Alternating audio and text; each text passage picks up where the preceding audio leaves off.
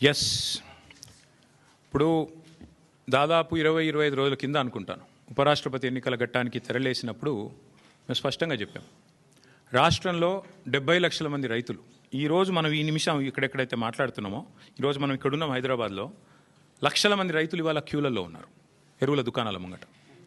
రాష్ట్ర వ్యాప్తంగా, ఒక జిల్లా కాదు, అన్ని జిల్లాల్లో ఎక్కడికక్కడ కొట్టుకుంటున్నారు, మహిళలు కొట్టుకుంటున్నారు, మహిళా రైతులు. అంత అరాచకమైన పరిస్థితి ఉంది. 20-25 రోజుల కిందట మేము మా పార్టీ నుంచి డిమాండ్ చేసినాం, ఇది రాష్ట్ర ప్రభుత్వ వైఫల్యమా, కేంద్ర ప్రభుత్వ వైఫల్యమా, ఎవరిది అన్నది మీరు తెలుసుకోండి, కానీ రైతులకు ఎరువులు అందించండి. మీరు అందిస్తే తప్పకుండా మీకు మద్దతు ఇచ్చే అంశం పరిశీలిస్తామని చెప్పాం.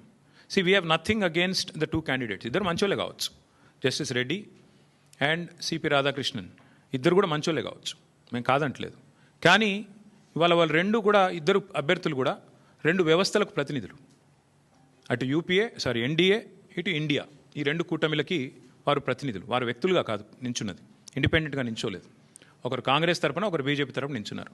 ఇటు కాంగ్రెసు, అటు బీజేపీ ఇద్దరూ కూడా ఈ రాష్ట్ర రైతులను వేధిస్తున్నారు, సతాయిస్తున్నారు, చావగొడుతున్నారు. వాళ్ళు ముష్టి యుద్ధాలకు తిరిగే ఒక అరాచక పరిస్థితి తెచ్చిపెట్టినారు.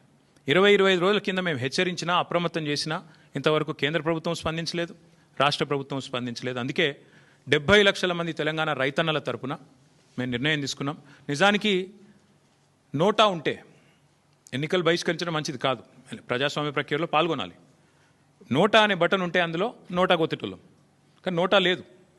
అటో ఇటో ఏదో రెండిట్లో ఏదో ఒకటి చేయాల్సిన పరిస్థితి ఉంది. అందుకే ఈ ఎన్నికలు మేము we're abstaining, we're not going to participate as a party. నిన్నగాక మొన్న 2 రోజుల కిందట మా రాజ్యసభ ఫ్లోర్ లీడర్ సురేష్ రెడ్డి గారిని, అదేవిధంగా అందుబాటులో ఉన్న రాజ్యసభ సభ్యుల్ని పెద్దలు కేసీఆర్ గారు లంచ్కి పిలిచారు. మీటింగ్ కూడా అయింది, చర్చ కూడా జరిగింది ఏం చేద్దామని.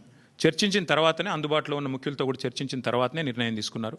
ఈ ఎలక్షన్లో మేము ఎవరికి కూడా సబార్డినేట్ కాదు, ఎన్డీఏ సబార్డినేట్ కాదు, మేము ఇండియా సబార్డినేట్ కాదు, మేము తెలంగాణ ప్రజలకు సబార్డినేట్ అంతే. కాబట్టి తెలంగాణ ప్రజల పక్షాన వారి బాధను వ్యక్తం చేయడానికి ఇది ఒక వేదికగా వాడుకుంటున్నాం. తెలంగాణ రైతుల పక్షాన ఈ ఎన్నికల్లో మేము పాల్గొనబోట్లేదు. వీఆర్